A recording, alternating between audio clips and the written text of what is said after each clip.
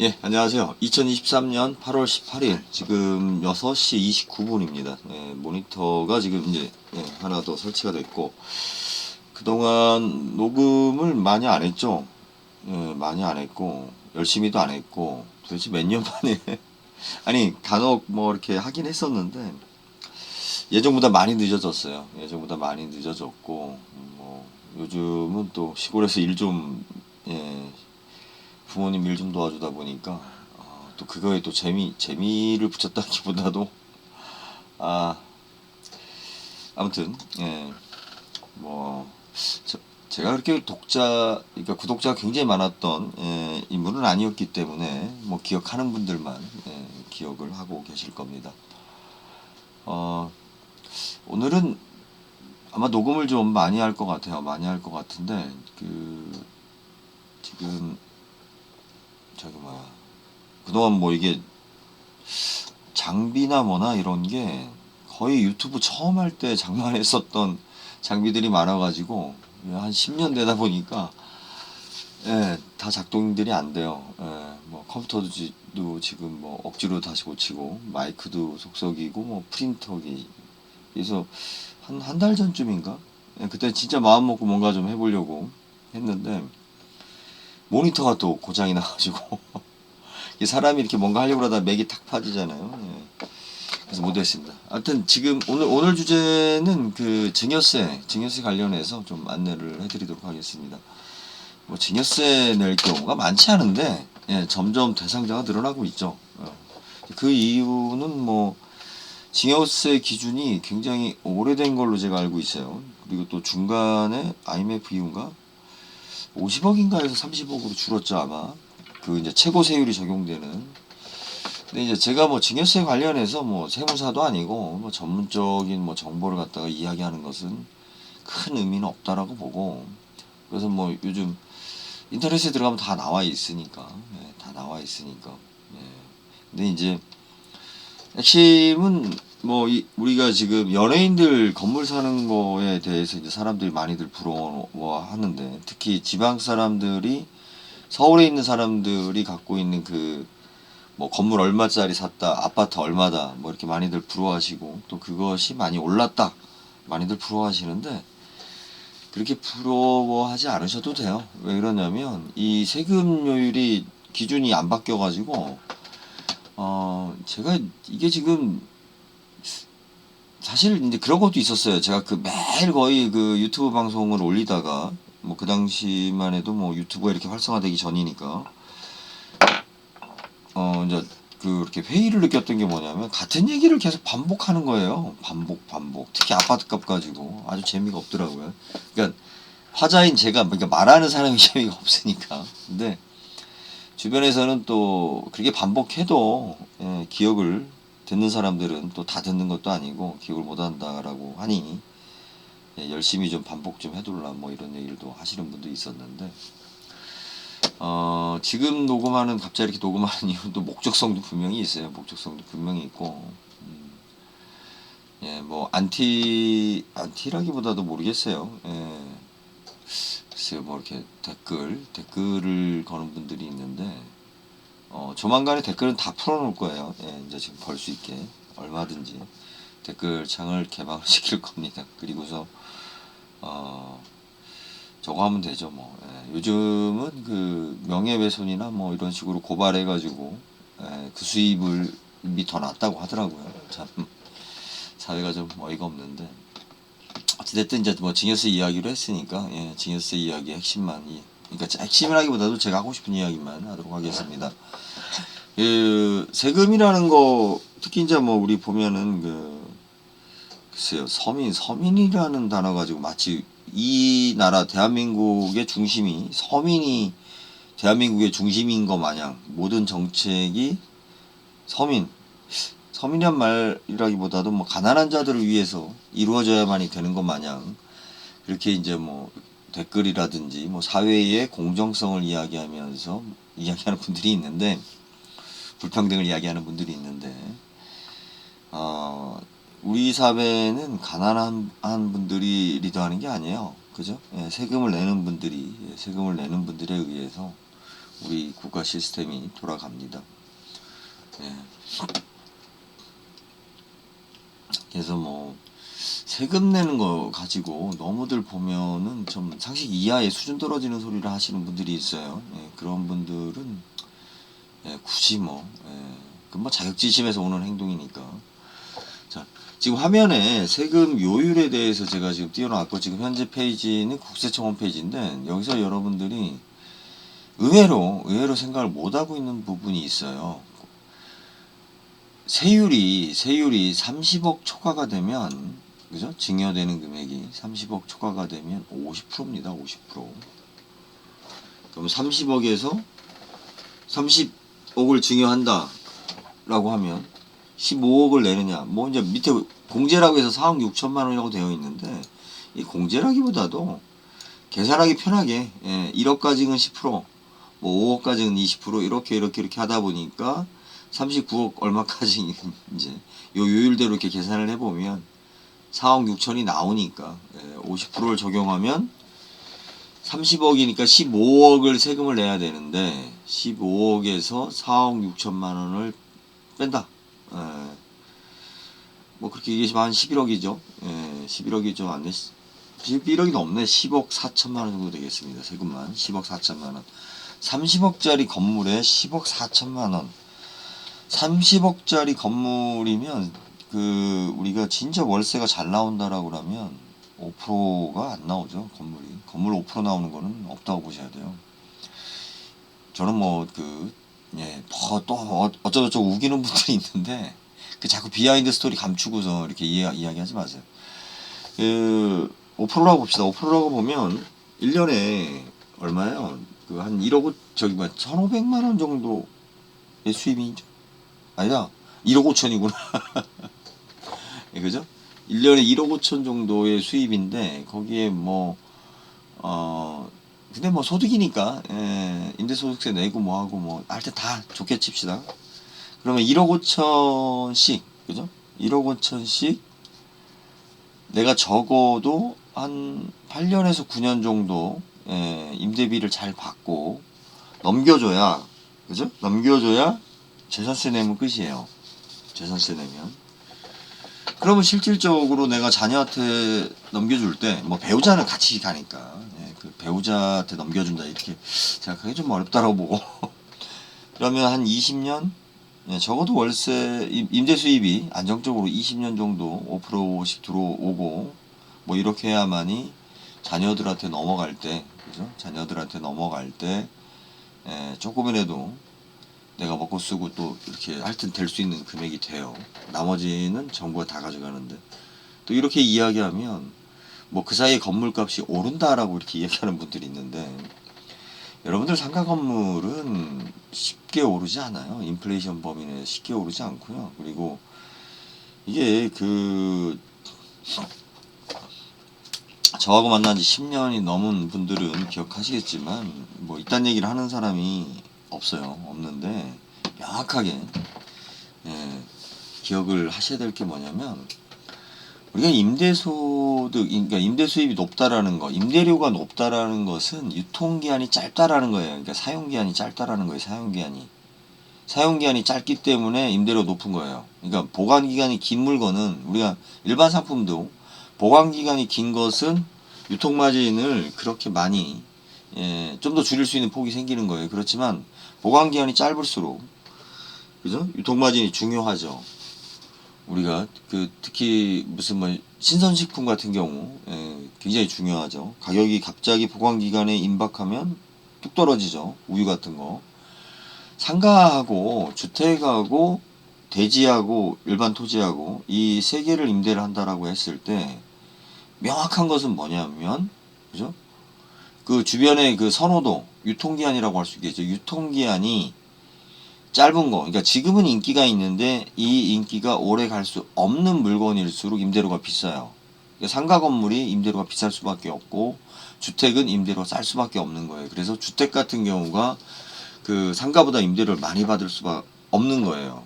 토지는 더 못 받아요. 토지는, 그죠? 토지는 실질적으로 또 이렇게 하면 이야기가 옆으로 새니까 하여튼 핵심은 그렇습니다. 핵심은. 그래서 지방 사람들이나 가난한 분들이 그 서울 지역에 땅값하고 뭐 이런 거 오르는 거에 대해서 아이 뭐 새끼들 뭐 앉아서 불로소득이다 이렇게 이야기하지만 실체는 많이 그렇지 않습니다. 많이들 애먹어요. 이 세금 때문에 생각지도 못한 세금 때문에. 그래서 연예인들 뭐 무슨 뭐 100억짜리 건물 샀다 200억짜리 건물 샀다 이렇게 얘기하는데 그런 경우는 거의 다 그죠? 정상적인 주변에 뭐 조언자들이 있으니까 예, 법인을 만듭니다. 예, 법인을 만들고 법인이 소유하게 한 다음에 법인으로 해서 경비 처리하고 뭐 그런 식으로 운영하죠. 또 그렇게 이야기하면 또 법인으로 만들어 가지고 뭐 탈루한다, 탈세한다 뭐 이렇게 이야기하시는데 장단점이 있어요. 예, 장단점이 있고 법인은 또 새로운 법인격체이기 때문에 결국 또 법인의 돈을 또 자기가 가져올 때 소득세를 또 내야 돼요. 어떻게든 세금을 또 내야 돼요. 그러니까 세금은 막 세금 가지고 그 이렇게 뭐랄까 위화감, 계층 간에 뭐 이렇게 그 소득별로 예, 그 선동하시는 분들이 많은데 예, 열심히 일하는 사람들이 예, 세금을 많이 내는 사회가 됐습니다. 우리가 그 일부 예, 특별한 케이스 그리고 언론에서 과다하게 보도되는 케이스 가지고 마치 뭐 부자들은 뭐 세금 가지고 지랄 떠는 뭐 이렇게 이야기하는데 진짜 부자들 그죠? 예, 우리가 TV에서 볼 수 있는 뭐 수백억 그리고 숨은 돈들을 움직이고 수천억 수조 원대의 현금 자산을 움직이는 사람들도 많이 있어요. 예.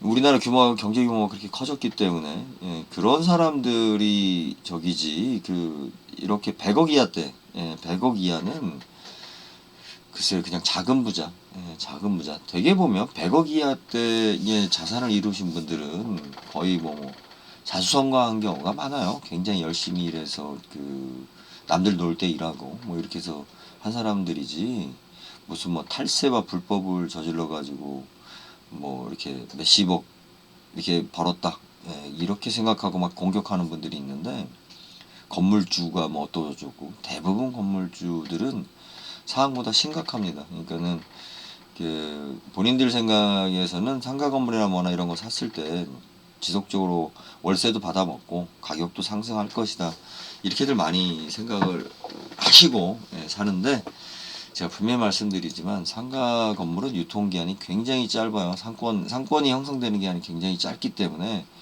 그 실질적으로 내가 정상적으로 저기 뭐야 임대료를 받을 수 있는 기회가 많지 않다라는 거예요. 그러니까 건물주 중에 성공하는 사람들은 어떤 경우냐면 돈을 벌어서 내가 건물을 사는 게 아니라 내가 땅을 샀는데 그 땅값이 많이 올라서 주변이 상황이 바뀌어서 그 후에 건물을 져가지고 또 뭐 이렇게 이중삼중 그러니까 그런 식의 어떤 그 시대적인 우리나라의 도시의 성장과 시대적인 어떤 이런 성장 분위기 속에서 그 건물 져가지고 이렇게 건물주랍시고 이렇게 하지 대부분은 예, 건물주가 그 가질 수 있는 저기 부분이 작습니다. 그리고 그래서 그 증여세 부분 같은 경우는 지금 여러분들이 좀 체크하셔야 될 게 뭐냐면 자녀분들이나 배우자분들이 체크하셔야 될 게 뭐 이것저것 공제하면 예, 또 많이 빠지긴 해요. 우리가 뭐 자산이 30억 있으면 뭐 부자 아니냐 이렇게 얘기하는데 부자 아니에요. 예, 대한민국이 선진국이라 저도 그렇지만 예, 아마 우리나라에서 지금 그죠? 아니 어떻게 50억이 있는데 부자가 아니라고 얘기할 수 있느냐? 그건 우리가 못 사니까 그런 거고 저를 포함해서 여러분이나 저나 못 사니까 50억 얘기하면 부자라고 얘기하는 거고 실질적으로 50억이나 100억대 되는 분들 이렇게 자산을 보면 예, 별로 없어요. 유동자산 없고 걱정이에요. 걱정 다 예, 일단은 그냥 벽돌 빼먹고 사는 거예요. 그래서 예, 의외로 증여세 부분이 지금 현재 이 저기 뭐야 세금이 굉장히 높다. 예, 진짜 뭐 유럽 못지 않아요. 그래서 이것이 20년 전에는 이 기준이 예, IMF 때만 해도 이 기준이 아니 뭐 진짜 30억이면 부자였죠. IMF 때만 해도. 그런데 지금 우리나라의 경제 규모라든지 그 화폐 가치가 달라졌기 때문에 세금 요율은 안 바뀌었는데 화폐 가치가 달라졌어요. 그러니 어떤 일이 생겨요. 그죠? 세금을 많이 내는 상황이 생긴 거예요. 제가 예전에 그 노무현 대통령 그 종부세 하는 거에 대해서 막 그 피를 물고 막 그러니까 뭐라고 할까 막 심하게 그죠? 이거 아니다 이야기를 했었던 부분이 있었는데, 그때 제가 종부세에 해당돼서가 아니라 그 민주당에서, 그러니까 부동산 정책실에서 글쎄 아직도 그 표 얻기가 힘든 게 바로 그 종부세 부분인데, 서울은 지금 내가 그 아파트를 사고 파는 것도 아니에요. 그냥 가만히 사는 거야. 아무것도 안 했어. 아무것도 안 했는데, 예, 종부세만 한 500만 원씩 내래요. 1년에. 예, 저희도 종부세 뭐 5천만 원씩 내다가 지금 제 강남에 지금 대모산이 저 모양이 됐는데 이게 말도 안 되는 짓거림에도 불구하고 뭐 어쩌겠습니까? 대한민국에서 살고 있고 대한민국이 선진국이 돼서 세금이 많아졌고, 그러니까 이 세금이 이렇게 되면서 그 여러분들 아마 제 나이 때나 저보다 나이 많이 드신 분들은 기억하시겠지만, 예전에 자동차에 중형차를 뽑는다는 건 굉장히 힘들었어요. 왜? 세금하고 보험료만 해도 내 월급이었으니까. 그죠? 내 월급이 넘어갔으니까 세금하고 보험료만 해도 차이가, 소형차하고 중형차 차이가. 그런데 요즘은 소형차하고 중형차, 경차에 대한 그 세금에 대해서 별로 신경을 안 쓰죠. 그 이유가 뭐예요? 세금률이 안 바뀌었잖아요. 그게 시시당 그 부과되는 기준. 전기차 같은 경우는 뭐 없고 거의. 그래서 예, 세금을 뭐 평생 세금을 안 내본 사람들은 모르죠. 그냥 그 항상 부자들은 그런 게 왜다라고 그냥 그 고정관념에 사로잡혀 사는 거니까. 그래서 예, 지금 하도 부동산 가격이 올라서, 예, 그런데 뭐 어쩔 수 없어요. 예, 꼭 예, 증여세나 우리 상속세 마찬가지입니다. 증여세, 상속세 다 마찬가지니까 예, 세금에 대해서 확인을 하시고, 그리고 연예인들 그 뭐 이렇게 기사들 보면 막 100억짜리 뭐 200억짜리 건물 샀다는 거 뭐 그렇게 부러워하실 필요 없어요. 그 차포 뛰고 나면 거의 대부분 후회해요. 제가 이거 예전에 그 제가 실명을 거론하긴 그렇지만 그래도 기억하시는 분들이 계실 거예요. 제가 지주클럽 저희가 지주식당하고 같이 했을 때, 그러니까 딱 지금으로부터 10년 전이죠. 연예인들 그 누가 건물 샀다라고 하면 제가 그 화면 띄워가면서 막 그 이렇게 하나하나씩 지적하면서 이거 아니다라고 막 지적했었던 부분들이 있었죠.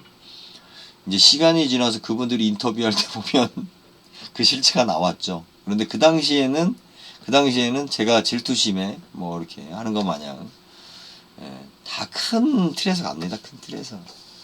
자꾸 그렇게 빡빡 우기는 분들이 있는데, 예, 그거 뭐 별로 중요하지 않아요. 예.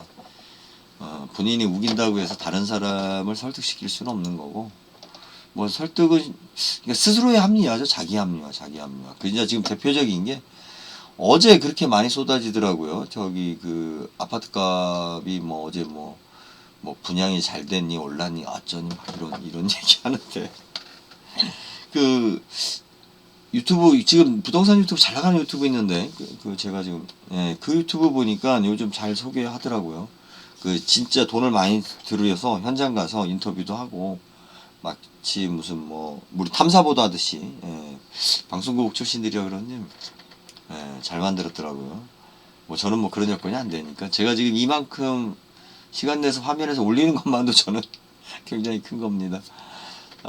오늘부터 해서 제가 지금 채널을 많이 올릴 겁니다. 지금 예, 동영상을 많이 올릴 거예요. 많이 올릴 거고, 뭔가 지금 이벤트가 있어서 그래요. 예, 뭐 좋은 일은 아닌데 또 나쁜 일을 또 극복하면 좋은 일이 될 수도 있죠. 제가 지금 맨날 화면을 제 얼굴을 보면서 이렇게 하다가 지금 모니터를 이렇게 옮기고 나니까 뭔가 좀 이상해요. 뭔가 이상하고, 여러분들 그 저기 뭐야 증여세 상속세, 예, 빨리빨리 확인하십시오. 예, 빨리빨리 확인하시고, 그죠? 예, 세금은 아주 상상을 넘어갑니다. 상상을. 예, 내가 부자라서 세금을 많이 내는 게 아니라 이제 점점 가면 갈수록 세금 안 내본 친구들은 떠들 필요 없어요. 예, 뭐 이런 걸 관심을 가져. 어디 가서 저기 로또나 하고 뭐 요즘 저거 한다며 그 저기 축구 뭐 한다며 뭐 그러고 그런 거나 보면서 뭐 도박이나 하면 되지. 예.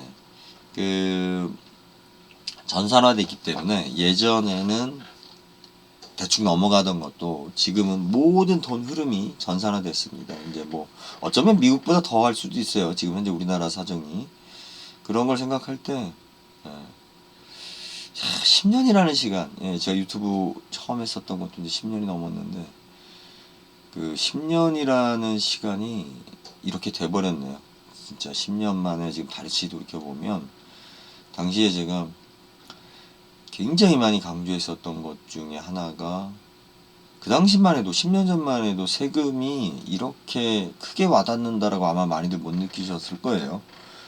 지금도 못 느끼는 사람은 국민이 아니고 서민 서민까지 인정할게요. 국민들이 느끼는 체감 세금, 그러니까 지금 저희 나이 또래 전후로 해서 소득 생활 하시는 분들은 세금에 대해서 아주 체감을 하게 될 겁니다. 그게 전산화됐기 때문에 그래요. 전산화됐고 또 세금료율이 크게 바뀌진 않았는데 거듭 얘기하지만 인플레이션 때문에 과거에 우리가 잊고 있었던 부분들이 많이 바뀌었습니다. 그러니까 우리 기억이라는 게 참 그런 것 같아요. 예전에는 뭐 농지 사서 이렇게 8년 작용하고서 팔면 세금 없다던데. 참. 확인해 보세요. 세금이 없나? 장난 아니에요. 장난 아니에요. 거기 하여튼 뭐 세금에 대해서 하고 싶은 얘기가 많은데 그게 아직까지는 우리나라 사람들이 뭐 세금 저항에 대해서 뭐 프랑스 같은 경우는 뭐 그런 거 가지고 정권이 바뀌고 뭐 폭등이 일어나고 그러는데 아직 대한민국은 그 조선시대 때부터 단련된 게 있어가지고 일단은 내죠. 일단은 최대한 진짜. 자, 증여세 제도에 대해서 뭐 이야기를 해봤습니다. 뭐 정보 면에서 제 이야기가 크게 도움은 안 될 거예요. 하지만 우리가 그 어떠한 시선으로 그죠? 어떠한 시선으로 내가 봐야 되는지 제대로 세상을 봐야 되는지 이제 그것을 이야기하고자 하는 겁니다. 지금 이 녹화에 끝나고 나서 이제 저도 지금 이제 하도 유튜브를 안 했다가 지금 다시 하면서 그리고 일전에 할 때는 뭐 개판을 했기 때문에 뭐 지금도 그렇지만 아무튼 지금 녹화를 하고 지금 어떻게 할 건지 이렇게 지금 연습을 지금 하고 있습니다. 그 첫 녹음입니다. 일단 여기까지 하겠습니다. 감사합니다.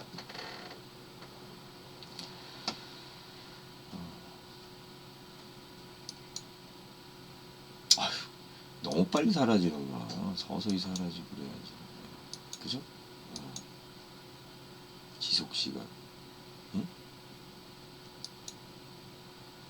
아, 이거구나.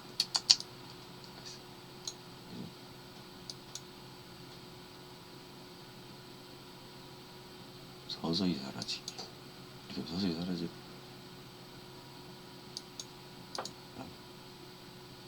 잠깐만, 이거 너무 오래 걸리면. 여기까지 하겠습니다. 모니터가 지금 이쪽에 있어서 그래. 제가 뭐 옆모습, 저기는 아닌데. 아무튼 여기까지 하겠습니다.